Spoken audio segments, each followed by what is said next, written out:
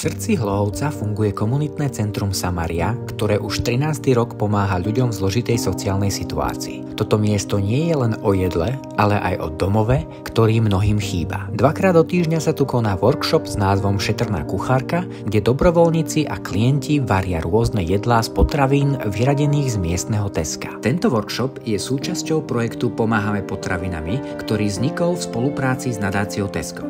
Viac nám prezradí riaditeľka centra Helena Zurechová. My sa teraz nachádzame v občianskom združení Samária, konkrétne v našom komunitnom centre v Hlohovci. Toto komunitné centrum vlastne je miesto, kde sa realizuje časť projektu Záchranári jedla.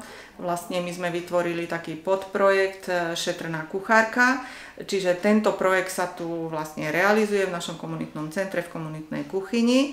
A vlastne je to len pokračovanie procesov, ktoré začínajú pri preberaní potravín z Teska v rámci potravinovej pomoci dvakrát týždenne, čiže dvakrát do týždňa chodíme do Teska Hlohovec a preberáme odtiaľ potraviny, ktoré sú určené pre ľudí v núdzi.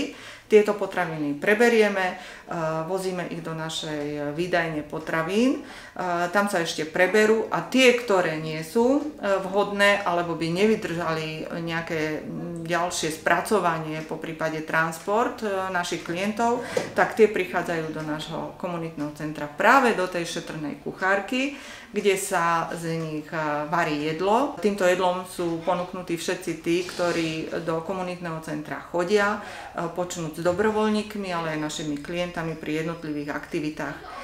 To, čo zostáva, čo už sa nedá spracovať v našej šetrnej kuchárke, v komunitnej kuchyni, tak to ide potom do nášho kompostovania, prípadne do našich vermikompostérov, kde vlastne chováme dažďovky a tie spracovávajú zvyškový odpad. A tam sa vlastne celý tento projekt končí. Čiže nič nevyjde na zmar.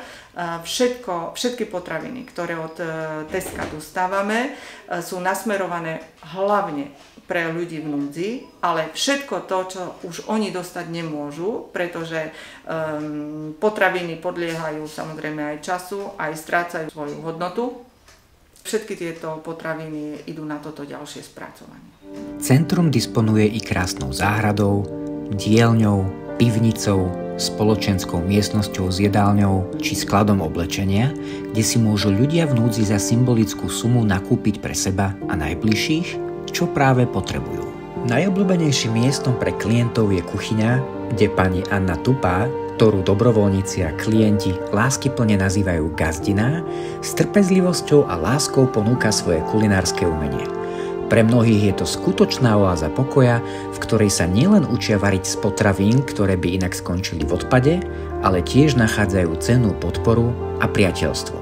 Aby som teda bola trochu užitočná, tak teda začala som sem chodiť, lebo mňa bavilo vždycky akože či rozprávať alebo pomáhať ľuďom.